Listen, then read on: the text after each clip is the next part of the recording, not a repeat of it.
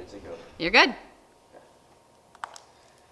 Alright, my name is Nathan Mers, and I'm going to be presenting to you on why government involvement is necessary for a sustainable future.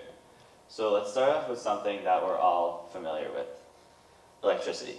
So at some point, everyone has probably either seen or paid an electric bill. In the US, we have a market economy, which means that the government does not determine the price of electricity, but they do determine what the tax on that electricity is. So before I go into this, can anyone tell me what a tax incentive is? Is it an incentive?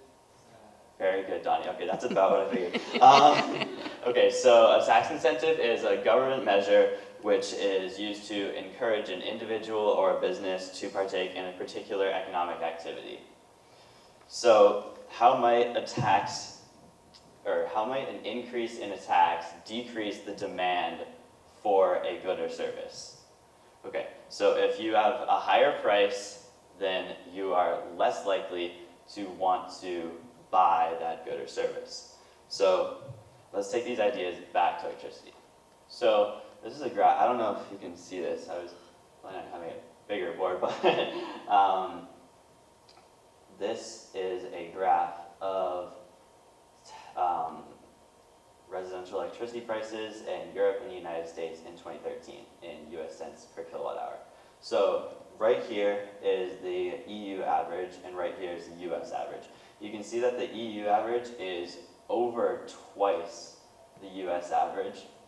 On here, what I want to focus on is the taxes in the EU. Here you can see that the dark brown is the base rate, and the brownish yellow is taxes. So in Denmark and Germany, you can see that over 50% of the entire cost of electricity is made up of taxes. This, unfortunately, does not show the taxes in the US, but the fact is that the taxes in the US are over 10 times less than the global average of taxation on electricity. So what is the purpose of this taxation? It's not taxation just for the purpose of taxation. It's a measure to increase environmental sustainability. So if you are paying more for electricity, then you're going to want to save more on electricity. So in some ways, this could be seen as too direct of a measure to decrease people's usage of electricity. So the government does have other incentives, such as increased tax returns for using sustainable energy. Now, taxes on electricity are not the only taxes that we see. So a carbon tax is a more recent tax that has been developed and implemented in some countries. A carbon tax is a tax that's paid on what the government determines to be the carbon dioxide output of an individual or business. So this has been proposed in the United States, but any measures to push it through have been very slow. One country that has implemented a carbon tax is Denmark. Denmark, on the previous graph, you can see that Denmark does have the highest overall cost for electricity of any country in the EU. They first passed a carbon tax in 1992, and their goal was to see a 20% drop in emissions by 2005. From 1996 to 2005, they saw a 37% drop in emissions. The way the government imposed this, however, was very smart. So not all of the tax revenue went to the government. Instead, the tax revenue for this was used as a government subsidy for environmental innovation. So this discourages the government from increasing the tax beyond reasonable levels because it's not benefiting the government directly. And again, this is the purpose of this as an incentive tax to decrease energy use. So a study for the US suggested that if a carbon tax was implemented at a rate of $15 per metric ton of carbon, which is twice the current tax in Denmark, $7.50 is the current tax in Denmark, then short-term reduction would results in a 14% reduction of all greenhouse gas emissions, and this would bring in an annual tax revenue of about $90 billion. Okay, so with all these methods of incentivizing people to use less energy, let's talk about how they might do that. So many devices such as alarm clocks, microwaves, or if you have an Alexa in your house, all of these use what's called a standby mode, where they are active and still using energy even when you're not directly using them. So standby losses, according to a study done by Berkeley, account for about 5% of all consumption and about $3 billion annually for electricity. So the 1 watt proposal was proposed by scientists at Berkeley, and as the name suggests, it would have all standby losses reduced to 1 watt or less. So standard standby losses today range from anywhere from less than 1 watt to around 25 watts. So with the 1 watt proposal, this would reduce or get rid of about 70% of all standby losses.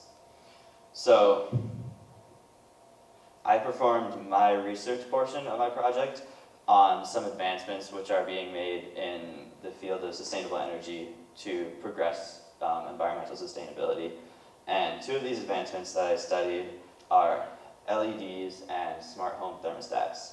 So LEDs, it is estimated that 10 years from now, widespread use of LEDs will save about $40 billion worldwide annually. And thermostats this is a Nest home thermostat, and they're advertised as saving an average of 12% on all heating and cooling in your home. So for my project, I performed a study on the Bowtown Municipal Landfill, which, if any of you don't know, is directly across from the school, right over here.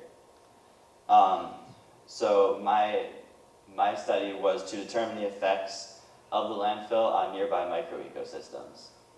So I conducted studies on plots in a far location and in a near location. So here are the results of my chemical tests. So the blue is the far plots and the red is the near plots. So first here, the only thing that you see higher in the far is the alkalinity, which is the ability for that water to neutralize an acid. So this is actually a good thing to see higher in the far plots. And in all the other categories, you can see the alkalinity was lower. The hardness, which is concentration of magnesium and calcium in the water, was higher. Iron, copper, and chlorine were all in higher concentrations closer to the landfill. I also conducted studies on numbers of organisms in these plots, and they showed very similar things. Diversity of organisms was severely reduced closer to the landfill. Close to the landfill, in the woodland plot, evidence of only 5 types of organisms was found, and this is about 4 to 5 times less than the plots that I studied further away from the landfill. This landfill is an unlined landfill, which is one of the reasons why leachate is so prominent. Liners in landfills were mandated by the government in 1988, but specifications on how those liners need to be are very loose. So, as another way to ensure a healthier future for our Earth, the government needs to increase their regulation on landfill liners.